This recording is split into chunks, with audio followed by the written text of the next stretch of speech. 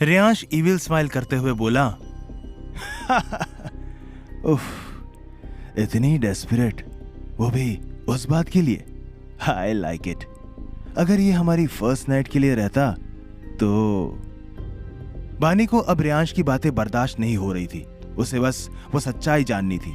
बानी चिल्लाकर बोली, बंद करो अपनी बकवास और मुझे ये बताओ कि क्या सच में मेरे पापा जिंदा है। ये बोलकर बानी रेयांश को देखने लगी। रेयांश बानी को बाहों में पकड़कर खुद के करीब खींचकर बोला, जिंदा है वो।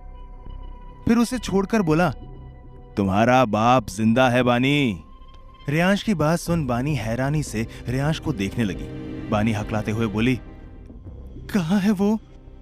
रेयांश एविल स्माइल करते हुए बोला, ये बात तो तुम उस कबीर से पूछना बेबी। बानी हैरानी से बोली, कबीर? रेयांश बानी की आंखों में देखकर सर्द लहजे में बोला, हाँ कबीर, जिसकी तुम इतनी इज्जत करती हो। वो खुद तुम्हारा इस्तेमाल कर रहा है। He is using you baby. उसे सब पता है। मैं तुम्हें अब कुछ नहीं बताऊंगा। अब पूरी बात तुम्हें तुम्हारा चीफ उर्फ कबीर बताएगा। ये बोलकर रेयांश रूम से चला गया। बानी वहीं बालकनी में धम से नीचे गिर गई। उसे 2 साल पहले रेयांश ने बानी के कान में कहा था, कहीं तुम्हारा बाप जिंदा तो नहीं। ये बोलकर रेयांश पानी में गिर गया था। बानी वो बात याद करके रोने लगी। उसे कुछ समझ नहीं आ रहा था कि उसके साथ क्या हो रहा था। बानी रोते हुए बोली, पापा जिंदा है। अगर जिंदा है तो कहां है? और कबीर? कबीर वो इन सब में कैसे शामिल है? क्या मतलब था रेयांश का? बानी खुद से ही सवाल करने लगी।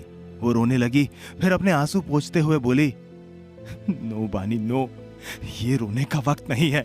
तुम्हें पता लगाना होगा कि यहाँ क्या चल रहा है। बानी उठकर रूम में गई। वो चारों तरफ देखने लगी, लेकिन रेयांश रूम में नहीं था। बानी ड्रेसिंग टेबल के सामने खड़ी होकर अपनी सारी ज्वेलरी निकाल रही थी और खुद को गौर से शीशे में देख रही थी। इस वक्त बानी की मांग में सिंदूर और गले में मंगलसूत्र था। बानी खुद को देखते हुए बोली, मैं ये कभी नहीं चाहती थी, कभी नहीं। बोलकर बानी इधर उधर देखने लगी। उसे पता नहीं था कि उसका सामान कहाँ है। बानी को काउच पर रेयांश की एक व्हाइट शर्ट दिखी। बिना कुछ सोचे रेयांश की शर्ट उठाकर वो बाथरूम में चली गई। करीब 15 मिनट बाद बानी वॉशरूम से बाहर आई। इस वक्त उसने बस रेयांश की शर्ट पहन रखी थी। ठीक उसी वक्त रेयांश भी रूम में आया।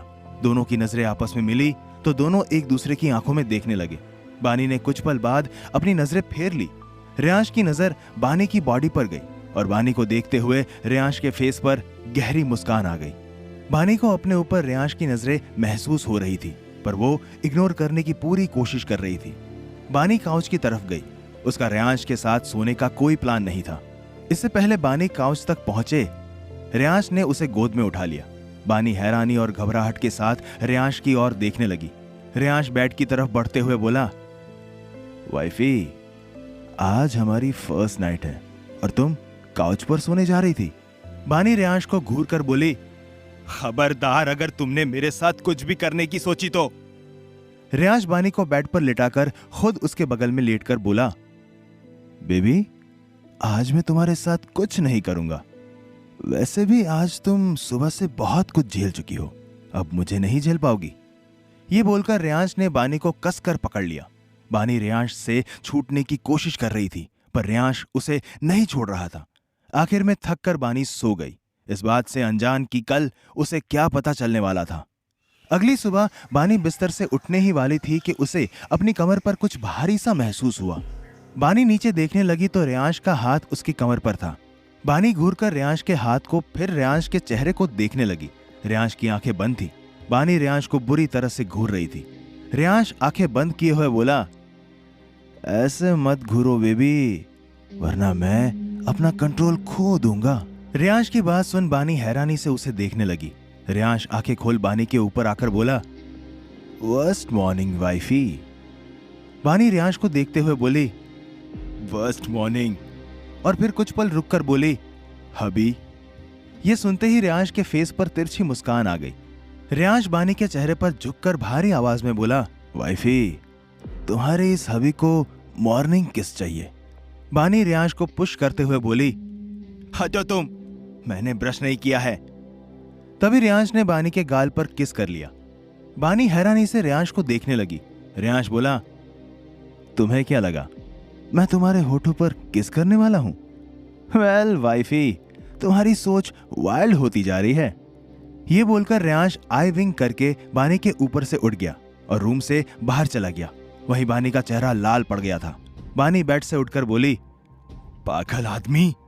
बानी बालकनी का डोर स्लाइड करके वहां गई और अपने दोनों हाथ फैलाकर आंखें बंद करके लंबी सांस लेने लगी।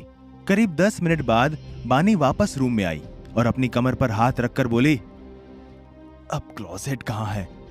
ये बोलकर बानी पूरे रूम में देखने लगी। तभी एक तरफ उसे 2 डोर दिखे तो वो पहला डोर खोलकर देखने लगी, वो वॉशरूम था। फिर बानी ने दूसरा डोर खोला जो कि क्लोजेट रूम था। क्लोजेट रूम काफी बड़ा था और एक तरफ रियांश के कपड़े रखे थे। बानी दूसरी साइड देखने लगी। वहां बानी के लिए कपड़े रखे थे, वो भी हर तरह के। बानी कपड़ों की तरफ देखते हुए बोली, क्या पहनूं? मम्मा बोलती थी कि शादी के बाद साड़ी पहननी चाहिए, पर हर रोज साड़ी पहनना मेरे बस की बात नहीं है। पर आज फर्स्ट डे है तो आज पहन लेती हूं, फिर कबीर से भी मिलने जाना है, मैं और वेट नहीं कर सकती। ये बोलकर बानी ने एक येलो कलर की नेट की साड़ी उठाई और वॉशरूम में चली गई। करीब 20 मिनट बाद बानी वॉशरूम से बाहर आई। उसने स्लीवलेस ब्लाउज और पेटीकोट पहन रखा था। बानी की साड़ी बेड पर रखी थी। बानी वीडियो देखकर साड़ी पहनने की कोशिश करने लगी। करीब 15 मिनट तक ट्राई करने के बाद वो फ्रस्ट्रेटेड होकर बेड पर बैठ गई। बानी अपना सर नीचे करके बैठी ही थी कि तभी किसी ने उसके कंधे पर हाथ रखा। बानी सर उठाकर देखने लगी तो रियांश उसके सामने खड़ा उसे ही देख रहा था। रियांश बानी को देखते हुए बोला, क्या हुआ? बानी चिढ़कर बोली, क्या हुआ? नहीं दिख रहा है तुम्हें? मुझसे एक साड़ी भी नहीं पहनी जा रही है। रियांश तिरछी मुस्कान के साथ बोला, अगर तुम चाहो तो मैं तुम्हारी हेल्प कर सकता हूं, पर उसके बदले में मुझे भी कुछ चाहिए। बानी कंफ्यूज होकर बोली, क्या चाहिए तुम्हें? रियांश एविल स्माइल करते हुए बोला, तुम्हें पता चल जाएगा wifey, now get up. Riyansh की बात सुन बानी बिना कुछ बोले खड़ी हो गई। रियांश घुटनों के बल बानी के सामने बैठा और बेड से साड़ी उठाकर उसे साड़ी पहनाने लगा। इसी के साथ रियांश के फेस पर इविल स्माइल आ गई। वहीं बानी की आंखें बड़ी हो गई थी। रियांश के हाथ बानी की बॉडी पर टच हो रहे थे, जिसे महसूस कर बानी के रोंगटे खड़े हो गए। उसने रियांश के कंधे को कसकर पकड़ लिया। उनके बीच सब कुछ बहुत इंटेंस हो गया था। कुछ देर में रियांश खड़े होकर साड़ी का पल्लू बानी के कंधे पर डाल उसकी आंखों में देखने लगा। बानी रियांश की इंटेंस नजरें बर्दाश्त नहीं कर पा रही थी, इसलिए उसने अपनी नजरें नीची कर ली। रियांश बानी को कमर से पकड़कर उसे ड्रेसिंग टेबल के सामने ले गया। फिर बानी के पीछे खड़े होकर बानी के बालों को एक साइड कर उसकी ब्लाउज की डोरी बांधने लगा और उसकी पीठ पर किस करने लगा। बानी की पीठ पर किस करने के बाद बानी के कंधे से अपने दोनों हाथ फेरते हुए बानी की मुट्ठियों तक पहुंच गया और बानी की मुट्ठियां खोल दी। बानी मिरर से रियांश को देख रही थी।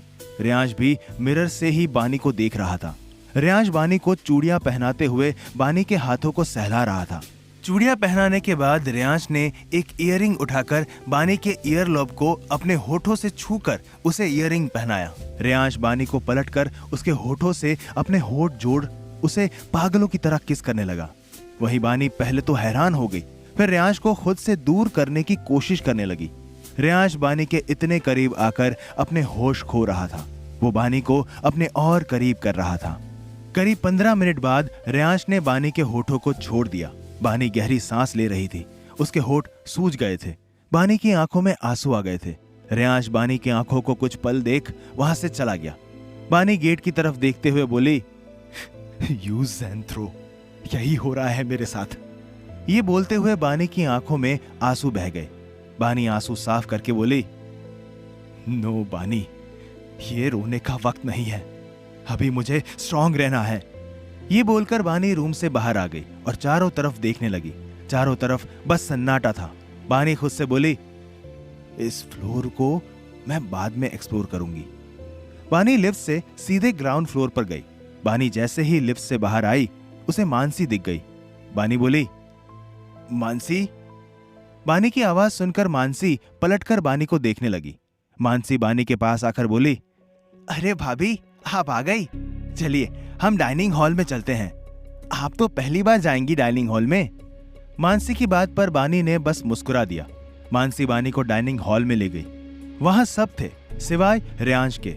शलाका बानी को देखते हुए बोली, ओ, तो तुम्हारी सुबह हो गई, काफी जल्दी आ गई ना। शलाका की बात सुनकर बानी उसे कुछ पल देख अपनी नजरें नीची कर खड़ी हो गई। विहान बोला, बड़ी मॉम, बानी कल थक गई थी इसलिए लेट हो गया, लीव इट। टिया बोली, हम भी थक गए थे, पर हम सब भी तो उठ गए। विहान टिया को घूरकर बोला, शी इज ब्राइट टिया। विहान की बात सुनकर टिया का मुंह बन गया। इससे पहले कोई कुछ कहता बानी बोली, मेरे लेट आने से किसी का खाना तो नहीं रुका ना? ऐसा तो नहीं है कि मेरे बिना खाना स्टार्ट नहीं होता या रेयांश के बिना? जहां तक मुझे पता है रेयांश आप लोगों के साथ खाना खाने में कोई खास इंटरेस्टेड नहीं है, सो आगे से आप लोग मेरा वेट भी मत करना। ये बोलकर बानी चेयर पर बैठ गई। बानी की बात सुनकर सभी हैरानी से उसे देखने लगे। किसी को उम्मीद नहीं थी कि बानी ऐसे जवाब देगी। वहीं नमन के चेहरे पर तो एक बड़ी सी स्माइल आ गई, जो किसी के देखने से पहले ही गायब हो गई। प्रदीप कड़क आवाज में बोला, डोंट क्रॉस योर लिमिट बानी। बानी टेढ़ा मुस्कुराकर बोली, मैंने तो अपनी लिमिट क्रॉस की ही नहीं है मिस्टर ओबेरॉय। उप्स, सॉरी डैड, मैंने तो बस लॉजिक वाली बात की है। बानी की बात सुनकर प्रदीप ने अपनी मुट्ठियां बंद कर ली। वहीं नमन और विहान के चेहरे पर मुस्कुराहट आ गई। क्या रेयांश सच में बानी का यूज कर रहा है? क्या पता चलने वाला है आज बानी को? जानने के लिए सुनते रहिए cruel hearted, only on pocket FM.